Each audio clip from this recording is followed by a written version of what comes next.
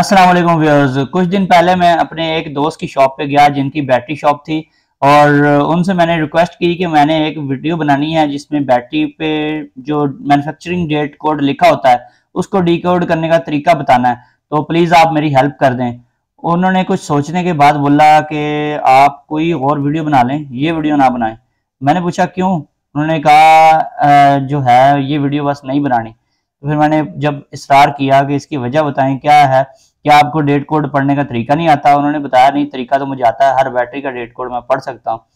लेकिन जो मेरी शॉप्स के ऊपर पड़ी हुई हैं बैटरियां, इनके साथ वारंटी कार्ड हैं, उनसे आपने वीडियो नहीं बनानी।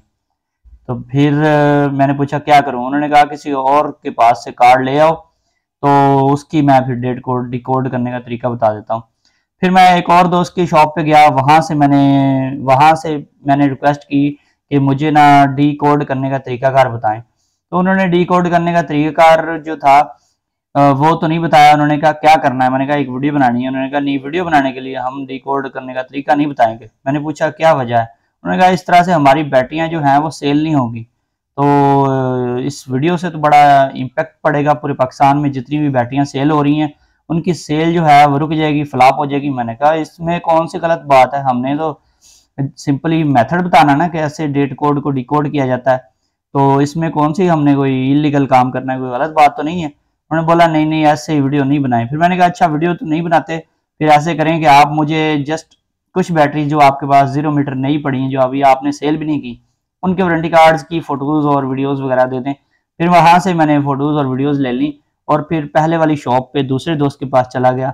उन्होंने मुझे फिर डी कोड करने का तरीका बताया, तो मैं देख के हैरान रह गया। बहुत सारी मैं लेके आया था वारंटी कार्ड्स वगैरह, तो उनकी मैंने जब डिकोडिंग की तो मुझे पता लगा कुछ बैटरियां 6 महीने पुरानी है, कुछ 3 महीने पुरानी है, कुछ 1 महीना, कुछ 7 7 महीने, 8 8 महीने पुरानी भी बैटरीज पड़ी हुई थी।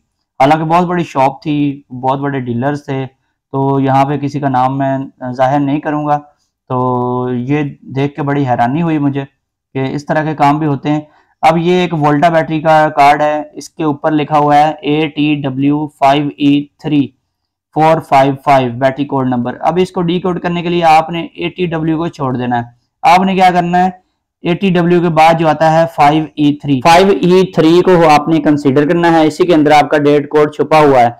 455 को भी आपने छोड़ देना है। 5 का मतलब है डेट, 5 तारीख, ई का मतलब है महीना। ये ई जो है ये अल्फाबेटिकली इसका 5वां ऑर्डर नंबर बनता है और ये इसका मतलब है मई। ई का मतलब है 5वां महीना मई का, और 3 का मतलब है 2023 सन। ये बन गया 5 मई 2023, ये इसकी डेट बनती है। तो अगर आपकी बैटरी 15 से 20 दिन पुरानी है तो फिर तो ठीक है, अगर ज्यादा दिन पुरानी है तो इसका मतलब है कि ये माल दुकानदार ने पहले से परचेज करके रखा हुआ है और स्टॉक किया हुआ है। अगर आप पुरानी बैटरी परचेज करते हैं तो आपकी वारंटी क्लेम नहीं होगी। दुकानदार आपसे 100 बहाने करेगा कि आपने बैटरी ओवरचार्ज करके खराब कर दी है, ये कर दिया, वो कर दिया। इस बैटरी का क्लेम हो ही नहीं सकता, ये आपका कसूर है। देख लें कार्ड के ऊपर वाज़ेह लिखा हुआ है, ऐसी कोई बात नहीं, हर बैटरी क्लेम हो सकती है। दोस्तों अगर आप चैनल पर नए आए हैं तो चैनल को सब्सक्राइब कर लें, वीडियो को लाइक एंड शेयर करें। फिर मिलेंगे एक नई वीडियो के साथ। ओके, अल्लाह हाफिज।